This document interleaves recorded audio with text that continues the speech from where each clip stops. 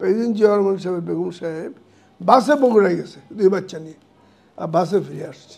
খালেদা জিয়া শেখ হাসিনার পার্থক্য আকাশ এবং পাতাল। শেখ হাসিনা সম্পূর্ণ চোর, শেখ হাসিনার পুরা ফ্যামিলি চোর। এর সাথে বলে থাকলে এর সাথে কথা প্রায় যেতেন, পরে প্রেসিডেন্ট হয়ে গিয়ে তোকে আপনি সাহায্য করে দিতেন। তখন উনি কী বললেন দেশবাসীকে আমি বলছি, উনি বললেন যে আমি কারোর সাথে মুনাফিকি করতে পারি না।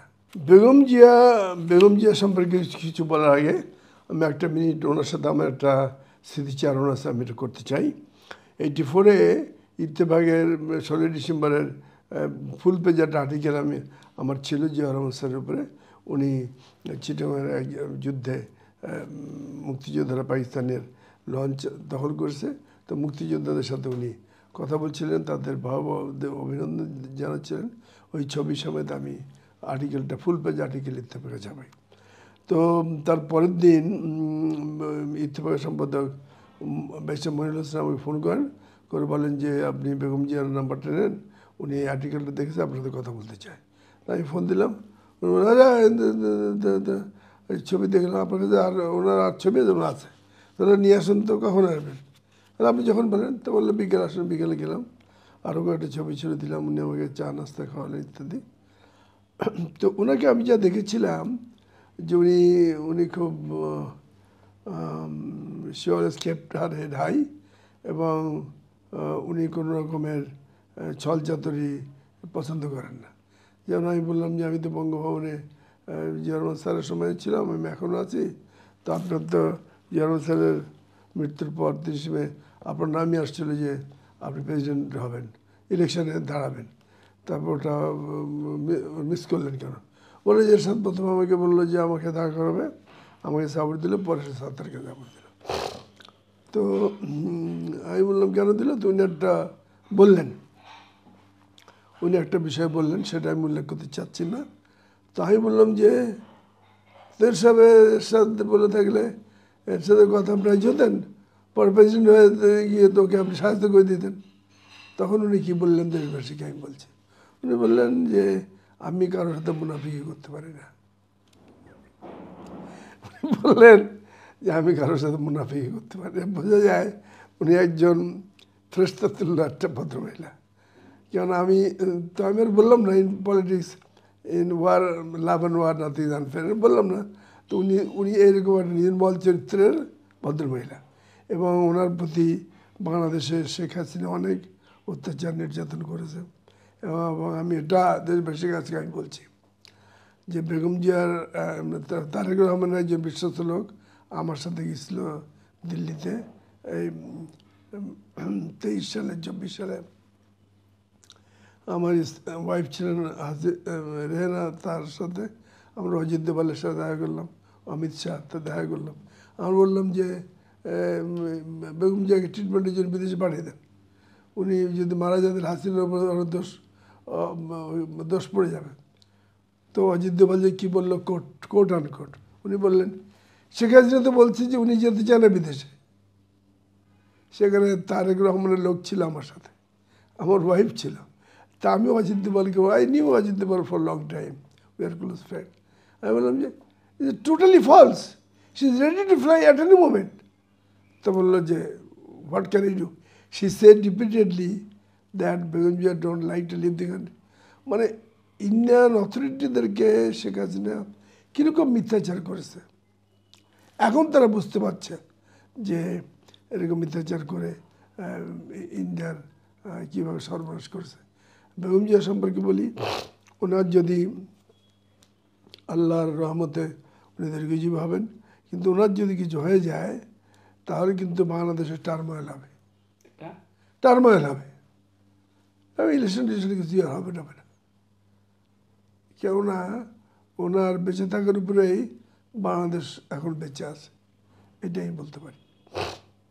আচ্ছা, আপনি তো অনেক রাষ্ট্রপ্রধানের দায়িত্ব দেখেছেন, তো সেক্ষেত্রে খালেদা জিয়া এবং শেখ হাসিনার ব্যাপারটা কীভাবে দেখেন, বা পার্থক্য কতটুকু, কীভাবে, কীরকম? শোনেন, খালেদা জিয়া শেখ হাসিনার পার্থক্য আকাশ এবং পাতাল। শেখ হাসিনা সম্পূর্ণ চোর, শেখ হাসিনার পুরা ফ্যামিলি চোর। এবং বাংলাদেশ থেকে সেই নবাব সিরাজউদ্দৌলার পতনের পর লর্ড ক্লাইভ থেকে লর্ড মাউন্টব্যাটেন তারা যত সম্পদ ইন্ডিয়া থেকে চুরি করে নিয়ে গেছে তার চেয়ে অনেক বেশি সম্পদ ধন ডলার পাউন্ড উনি চুরি করে নিয়ে গেছে। এটা তো আনথিঙ্কেবল। এটা বঙ্গবন্ধু শেখ মুজিবের মেয়ে বলে আমাদের মনে হয় না এখন। আর বেগম জিয়া সম্পর্কে আমি দুটো তথ্য দিচ্ছি দেশবাসীকে আমি বলি, আমি ছাড়া কেউ বলতে পারবে না, কারণ বেগম জিয়া নিজে তার নিজের কথা বলবে না, উনি ওই ধরনের ভদ্রমহিলা না। আমি ওনার বাসায় 2 ঘন্টা ছিলাম 84-এ, তখন ওনার সাথে ডিটেল কথা হয়েছিল। উনি বলছেন আমি মুনাফি করতে পারি না, উনি কিন্তু একটু এর সাথে যেভাবে বলছিল ওইভাবে সায় দিলে ওরা প্রেসিডেন্ট হয়ে যেতেন, কিন্তু উনি ওটা করেন নাই।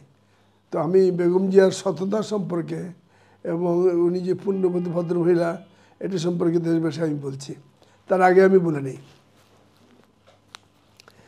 আমার কিন্তু বেগম জিয়ার প্রতি এরকম কেউ যেন না মনে করে যে আমি তার প্রতি অতিরিক্ত আনুগত্য দেখাচ্ছি বা অতিরিক্ত শ্রদ্ধা ভালোবাসা দেখাচ্ছি, নো।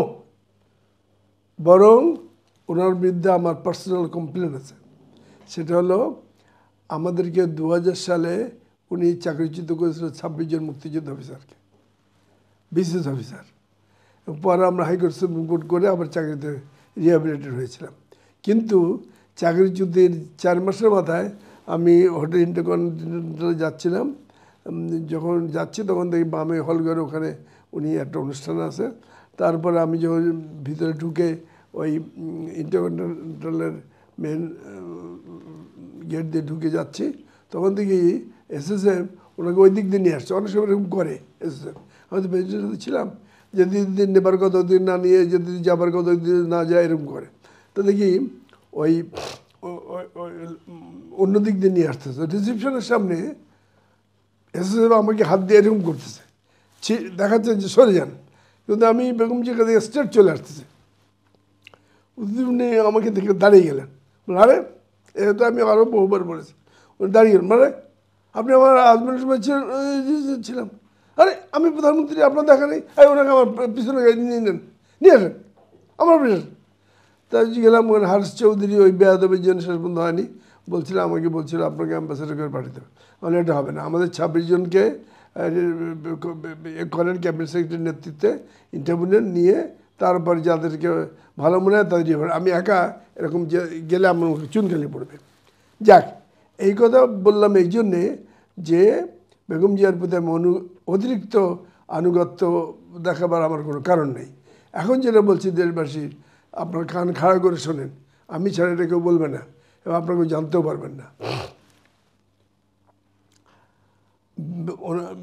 জিয়া রহমান স্যারের তখন এমএসপি ছিলেন ব্রিগেডিয়ার, কী নাম বলে, পরের ডিজি বিডিআর হয়েছিলেন, নামটা মনে পড়ে, দাতুইচ্ছা মতন উনি ছিলেন এমএসপি, নাম মনে পড়লে বলবো। তো উনি হঠাৎ, আমি তখন ওনার রুমে ছিলাম, আমি দোতলে বসতাম, আমি ওনার গ্রাউন্ড ফ্লোর ওনার রুমে ছিলাম। ব্রিগেডিয়ার কী নাম হয়ে গেল, সাদিকুর রহমান, ব্রিগেডিয়ার সাদিকুর রহমান। তো উনি ওনাকে একজন ওয়ারলেসে তখন পুলিশের ওয়ারলেস কিন্তু ছিল মান্ধাতামল ওয়ারলেস, হ্যালো বললে ওইটা সবচেয়ে শোনা যেত। তো গুলিস্তান থেকে একজন পুলিশ ইন্সপেক্টর বলছে, হ্যালো স্যার, আমি নাম্বার 872 থেকে বলছি, আমি এমএসপি স্যারের সাথে কথা বলতে চাই, ওনার জন্য মেসেজ আছে। তো এমএসপি, আরে কে তুমি আমাকে মেসেজ, বেদব। তারপর স্যার আমি গুলিস্তান থেকে বলছি, হ্যাঁ কি তুমি আমার নামে কল দিচ্ছ কেন?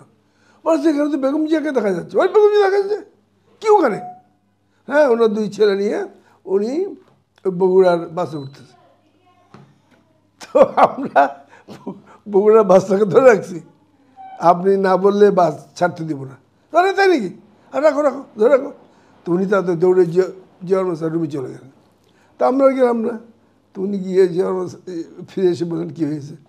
উনি আবার ওই ওয়ারলেসে বলে দিল, এই এখানে আসো, আচ্ছা আমি লোক পাঠাচ্ছি, প্রেসিডেন্ট সাহেব কিছু টাকা দিছে, 2 জন এনএসআই দিয়ে দাও, তাদের ভাড়া দিছে আর তাদের খাওয়া দিছে, ওরা থাকবে বগুড়ায়, তারপরে আসার পথে যেদিন আসবে তারা আবার ওনার সাথে বাসে আসবে।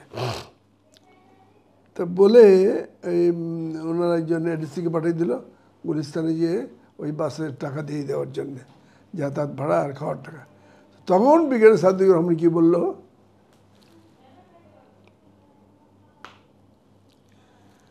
বিরোধের বেশি ভাই বোন আমি বলছি কি বললো, জিয়া রহমান স্যারের কাছে গেছে, যে বললো যে ওখানে ম্যাডাম তো ওখানে 2 বাচ্চা নিয়ে ওখানে গেছে। তো বলছে ওখানে গেছে, হ্যাঁ আমার কাছে কালকে গাড়ি চাচ্ছিল যে বাগেরহাট যাবে। বাগেরহাট না বগুড়া, কি ওনার বাড়ি কোথায়? হ্যাঁ বগুড়া না বাগেরহাট? বগুড়া। বগুড়া যাবে, গাড়ি যাচ্ছিলো। তাই বললো প্রেসিডেন্টের তো আমার একটা গাড়ি চায়, তার তো গাড়ি নেই, আমি কোথার থেকে গাড়ি দেবো? তো তাহলে ওই জন্য বাসে উঠে গেছে। এবং দেখেন প্রেসিডেন্ট জিয়া রহমান সাহেব, বেগম সাহেব বাসে বগুড়ায় গেছে 2 বাচ্চা নিয়ে, আর বাসে ফিরে আসছে। এই একটা দিলাম। আর একটা বলি, ইরানে যাচ্ছেন প্রেসিডেন্ট জিয়া রহমান স্যার। তখন ইরান ইরাক, তখন কি জিয়া রহমান প্রেসিডেন্ট ছিলেন? হ্যাঁ প্রেসিডেন্ট, আর কি বলো তুমি। আর সময়ের কথা বলি, Zia Rahman sir Iraq Iran ওয়ারের মুখোমুখি হতে যাচ্ছে। মিডল ইস্টে ইরাকের এক গ্রুপ সাপোর্ট আছে, আর ইরানের এক গ্রুপ সাপোর্ট আছে। এটা খোমেনির সময়, তা খোমেনির সাপোর্ট কম, তা প্রায় মুখোমুখি হতে যাচ্ছে। এই যুদ্ধ থামানোর জন্যে বা দুজনের মধ্যে সমঝোতা করার জন্যে আরব বিশ্বের কোনো নেতা একজন আরেকজনকে সমর্থন করে না। তখন ওআইসি থেকে সিদ্ধান্ত করলো এটা বাংলাদেশ মুসলিম লার্জেস্ট কান্ট্রি, বাংলাদেশের প্রেসিডেন্টকে এই দায়িত্ব দেওয়া হোক এতে বিষয়ে সমঝোতা করার জন্য। তা এখন জিয়া রহমান স্যার, বিএন মাসুল হক মনে করেন, তো জিয়া রহমান স্যারের সাথে প্লেন যাচ্ছে ইরানে, আমাকেও নিয়েছে, আমি তো সিনিয়র ইনফরমেশন অফিসার। তারপর গেলাম, ফিরলাম। ফেরার পথে কি হলো দেশবাসীকে বলছি, তাহলে বোঝা যাবে হাসিনার সাথে বেগম জিয়ার পার্থক্যটা কি। ফেরার পথে প্লেনটা যখন এরকম নর্মাল হয়ে গেলে, তখন ওই এডিসি আসছে জিয়া রহমান স্যারের ওখানে সামনের থেকে পিছনে, এসে marshal Haque, MSP brigadier marshal Haque, নাকি চিফ অফ পড়াগো, স্যার চিফ অফ পড়াগো, তাকে ডেকে নিয়ে গেল। বললে স্যার ডাকতে গেছে, গিয়ে তারপর 5-6 মিনিট পর আসছে। আসার সময় পর্দা থাকে তো, পর্দার ঠেলে এই পাশে আসছে, আমরা যদি বসে আসছি, আমাদের মাঝখানের দিক বসে আছে। এই আসার সময় 2 হাত পিছনে, এরকম পিছনে 2 হাত রেখে বলছে, আমার হাতে কি আছে আমি কাউকে দেখাবো না। এখানে সৈয়দ আমিনুর রহমান, PS2, জিয়া রহমান স্যার, আমিনুর রহমানের বাড়ির পর আমিনুর রহমান সাহেব মারা গেছে। স্যার আপনি জানেন, আপনি ধরেন, আপনি আমাদের মধ্যে আপনি তা বলছে, দেখাবেন না মানে, আমি হাতের থেকে নিয়ে দেখবো, দেখাবেন না মানে কি, দেখান স্যার, বের করেন, তোরা হাত দিব না। আচ্ছা ঠিক আছে, দেখাচ্ছে।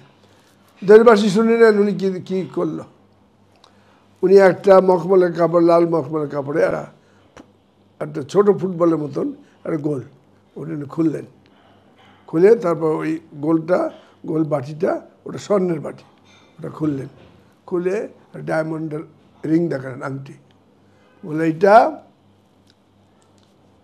ইরান গভর্নমেন্ট আমাদের বেগম জিয়াকে উপঢৌকন হিসেবে দিয়েছে, উপঢৌকন। কিন্তু এটা বেগম জিয়ার হাত ভ্যানিটি ব্যাগে, উনি যখন জিয়া রহমান স্যার বসছে দেখি বলল, আরে এটা কি, হ্যাঁ তোমার কাছে কেন? হ্যাঁ এটা গভর্নমেন্টের খাজনা জমা হয়ে যাবে। এবং তখনই মার্শাল হককে ডাকলো এবং তাকে হ্যান্ড ওভার করে দিল। ব্রিগেডিয়ার মার্শাল হক বলছে এই ডায়মন্ড রিংয়ের দাম 2 কোটি টাকার বেশি। হ্যাঁ, আর এখান থেকে হাসিনা, তার বোন, তার ভাই বোন, মামাতো চাচা, সব হেলাল মেলাল সেলিম টেলিম বাংলাদেশকে লুটমাট করে, বাংলাদেশ খাবলে করে খেয়ে বাংলাদেশকে ফোকলা বানিয়ে দিয়ে গেছে। এই হলো পার্থক্য।